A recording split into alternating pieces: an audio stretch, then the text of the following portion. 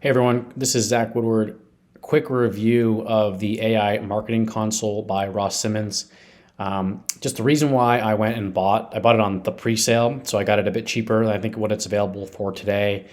And really the reason why I bought it and what stood out to me in the email I received was the 130 prompts that you get, and we'll go into that, but really there was a bit more as well.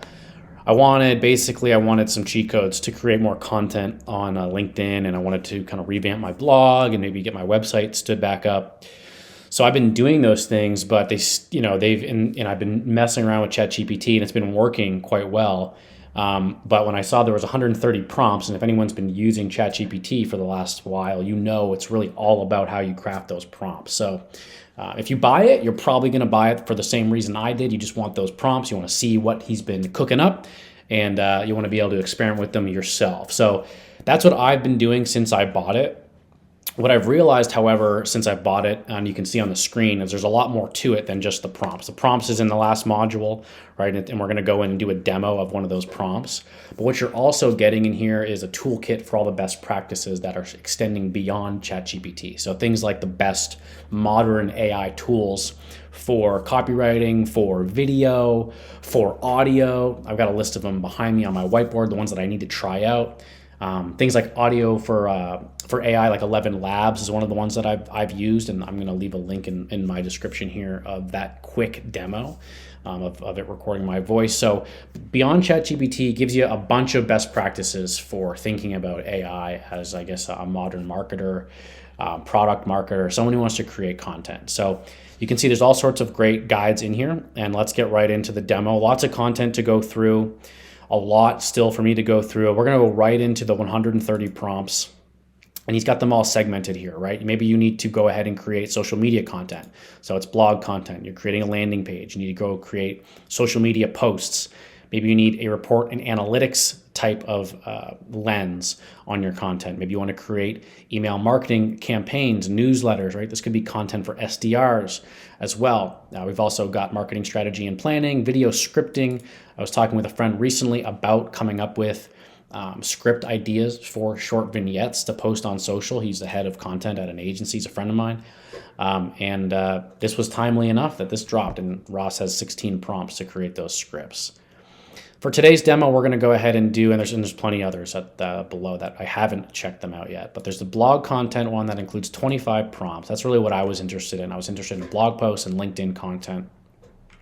So he's got demos of himself, how he uses these, and I guess I'm leaking a few of the prompts here below. We're going to use prompt 1, which says, you're a content marketer who specializes in both strong copywriting and SEO.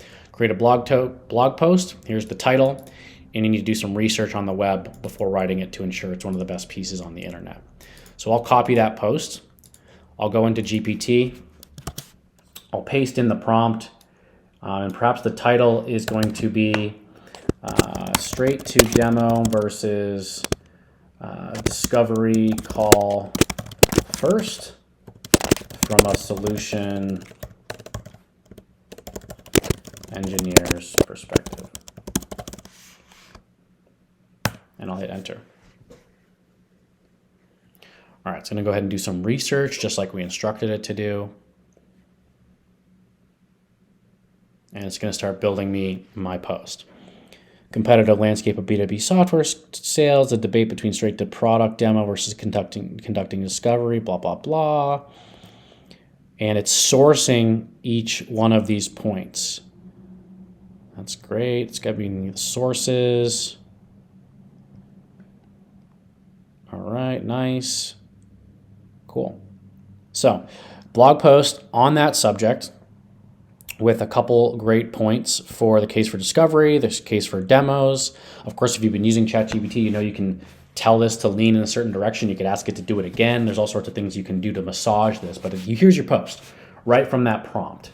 Now, that's really where this demo could end, and I'm happy with that. And here's some content that I can either use or start to massage and change up. So that's where this demo could end. I will be taking this a bit of a step further. One little last quick cheat code, in my opinion, is if you have ChatGPT, you've got the premium edition. Obviously, you're using ChatGPT 4, then you have it.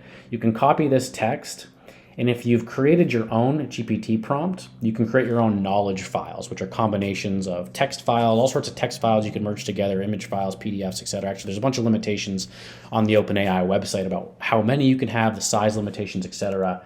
But you can create your own knowledge file. So for example, I have one knowledge file, a couple of them inside of a Zach GPT. And inside of that Zach GPT, if you look at the configuration, is my resume, which I've written, and then a knowledge text file, which has all my blog posts going back to when I was graduating college.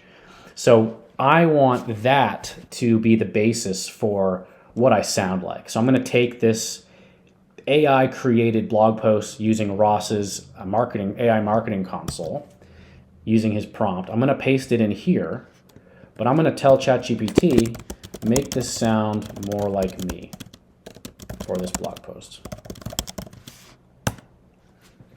And then ChatGPT is going to use the knowledge file that I've created for the Zach GPT little agent here, and it's going to rewrite this. Why I vouch for discovery calls. So using some different vocabulary, different terminology.